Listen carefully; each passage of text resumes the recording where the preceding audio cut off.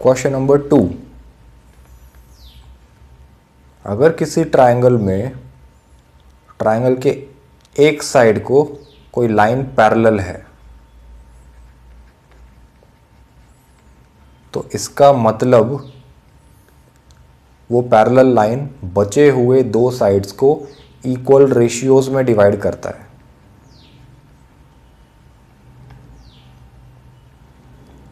इस बात को हम बेसिक प्रोपोर्शनैलिटी थ्योरम कहते हैं।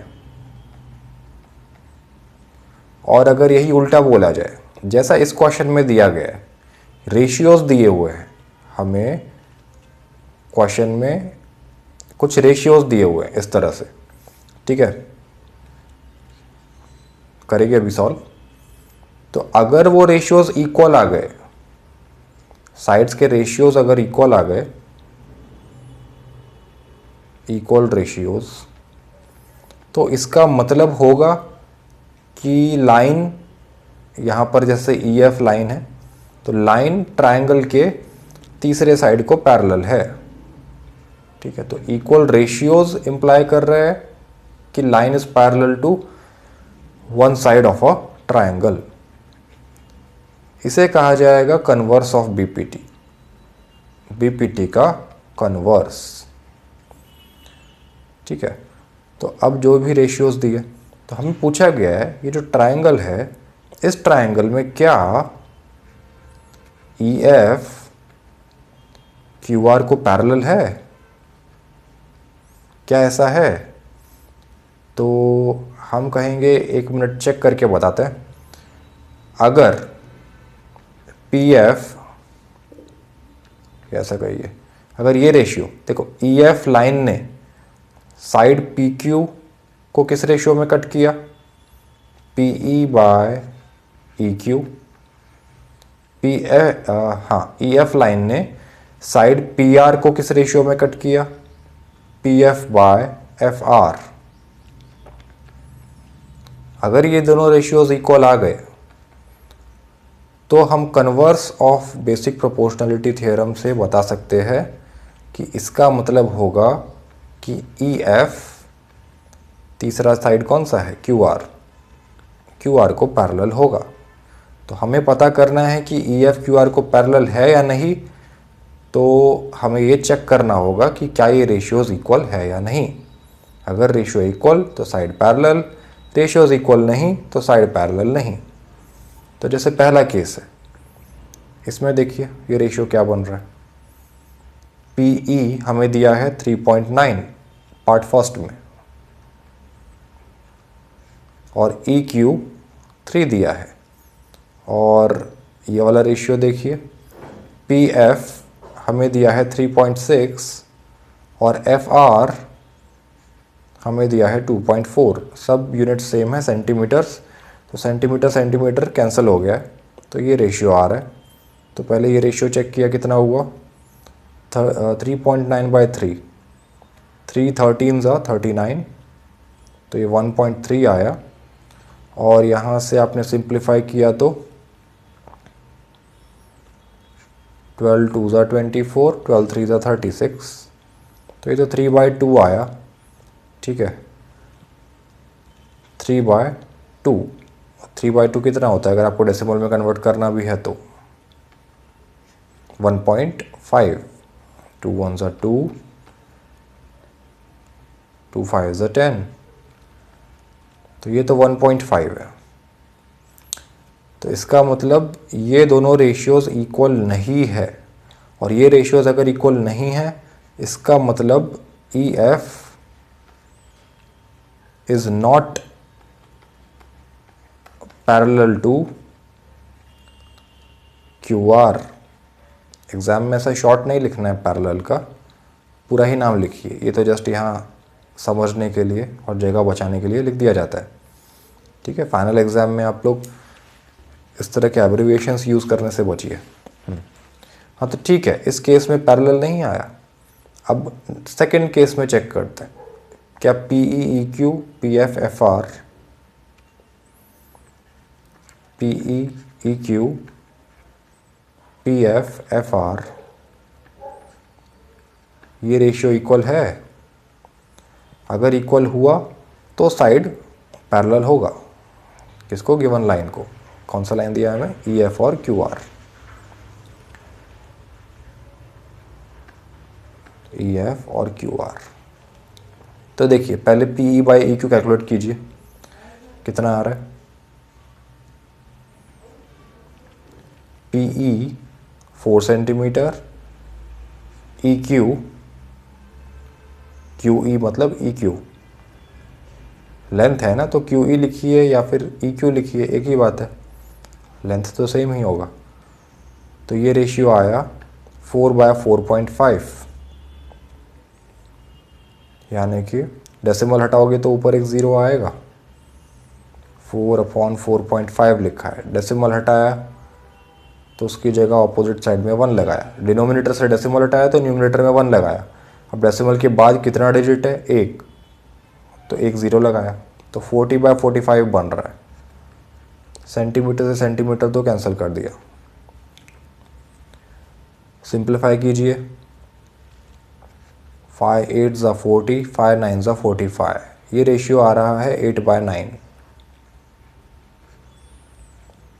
अब P F by F are ये रेशियो चेक कीजिए। तो पी एफ हमें दिया है 8 और एफ आर मतलब आर एफ ये लेंथ दिया है 9 सेंटीमीटर। सेंटीमीटर से सेंटीमीटर कैंसिल हुआ तो ये 8/9 आया। तो ये दोनों रेशियोज तो इक्वल आ गए। तो इसका मतलब हमने कैलकुलेट करके चेक किया कि P E by E Q ratio is equal to P F by F R ratio. इसका मतलब E F is parallel to Q R, ये पैरेलल है। ठीक है, कन्वर्स ऑफ बीपीटी की मदद से हम ये बोल पाए। थर्ड पार्ट देखिए,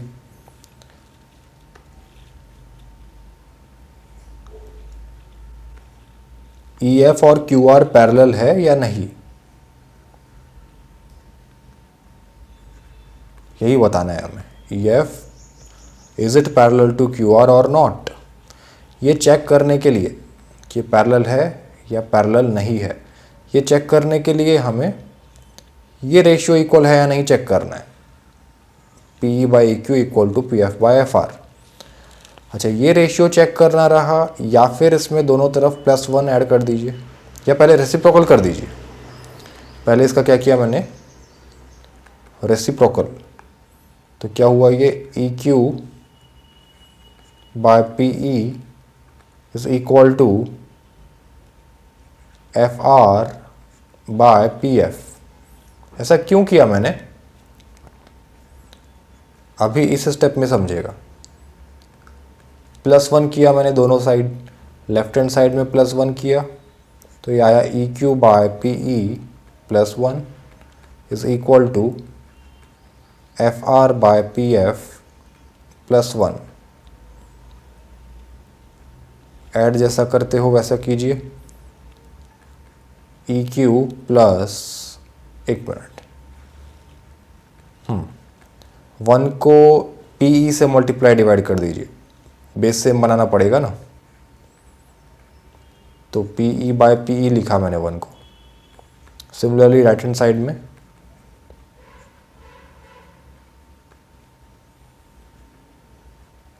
प्लस 1 को पी एफ से मल्टीप्लाई डिवाइड किया तो ये बना P F bye P F.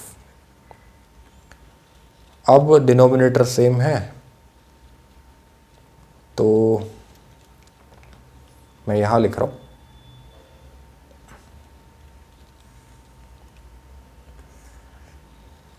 तो इसका मतलब हुआ सेम डिनोमिनेटर लिख दिया, ऊपर का एज इट इज़ ऐड कर दिया तो बन रहा है E Q plus P E is equal to, right hand side में भी कॉमन डिनोमिनेटर पी एफ है और ऊपर का एज इट इज़ ऐड कर दिया, ऊपर का ऐड कर दिया पी एफ। अब केयरफुली देखिए ई क्यू प्लस पी ई क्या है, देखिए यहाँ पर ई क्यू ये लेंथ और पी ई ये लेंथ, ये दोनों मिलकर तो पूरा पी क्यू लेंथ बना रहा है। सिमिलरली एफ आर और पी एफ ये मिलकर पूरा पी आर लेंथ बना रहा है।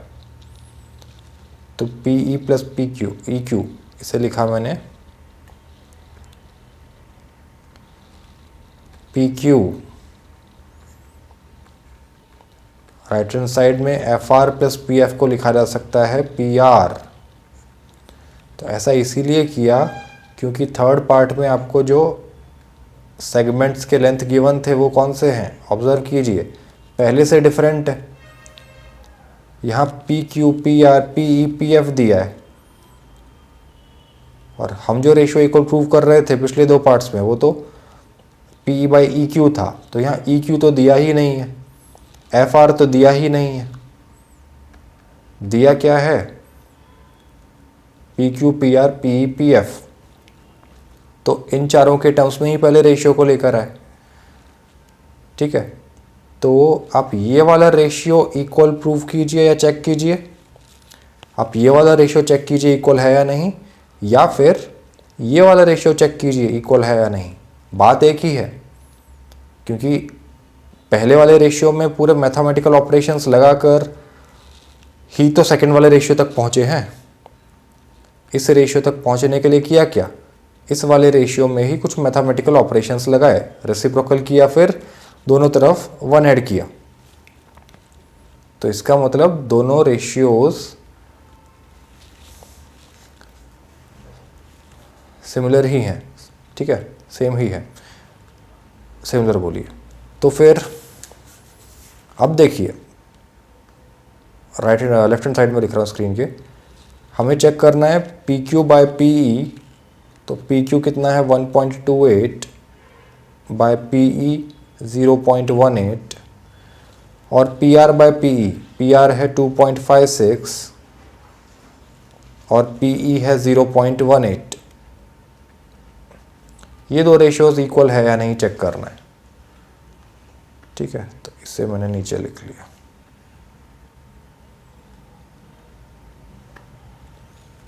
तो ये कितना बन रहा है, सिंप्लीफाई कीजिए इसे, मैंने कुछ गड़बड़ किया है। ये एक्चुअली पी एफ है, ये पी ई नहीं है, पी एफ है। ठीक कीजिए इसे पी एफ। तो यहाँ पी एफ आएगा, पी एफ 0.36 दिया है, तो इसे लिखिए 0.36। देखिए कितना कितना आ रहा है, सॉल्व कर लीजिए। 1.28 बाई 18 मतलब ये तो 128 बाई 18 लिखा है। इसे जैसा भी समझता है,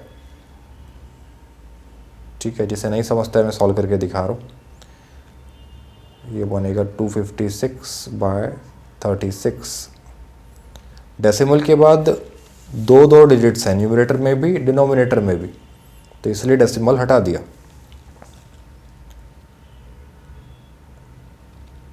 क्योंकि ऊपर डेसिमल हटाया तो नीचे 100 बनेगा, नीचे डेसिमल हटाया तो ऊपर 100 बनेगा। 100 से 100 कैंसिल होगा, तो यही रेशियो आएगा 128 बाई 18। अब कैंसिल कैसे कर रहे हैं इसे, देखिए ये आप 18, इनफैक्ट आप इसे कैंसिल मत कीजिए। हाँ, आप नीचे वाले रेशियो को देखिए, ये लिखा है 256 बाई 36। 2 से सिंप्लीफाई किया तो 2 18 ज़ा 36 और 2 128 ज़ा 256 है ना। 2 से डिवाइड किया तो 128 आएगा, तो ये 128 बाई 18 आ रहा है। तो देखिए ध्यान से, ये रेशियो कौन सा है, पी क्यू बाय पी ई, और ये रेशियो कौन सा है, P R by P F. दोनों इक्वल आ गया, दोनों ही 128 बाई 18 आ गया ना। तो इसका मतलब क्या है, तो रेशियोज इक्वल है। ध्यान से देखिए मैं क्या बता रहा हूँ, अगर ये रेशियो इक्वल है इसका मतलब ये वाला रेशियो भी इक्वल है, और अगर ये रेशियो इक्वल है इसका मतलब ई एफ और क्यू आर पैरेलल है। तो E F is parallel to Q R. ठीक है, ये आंसर है।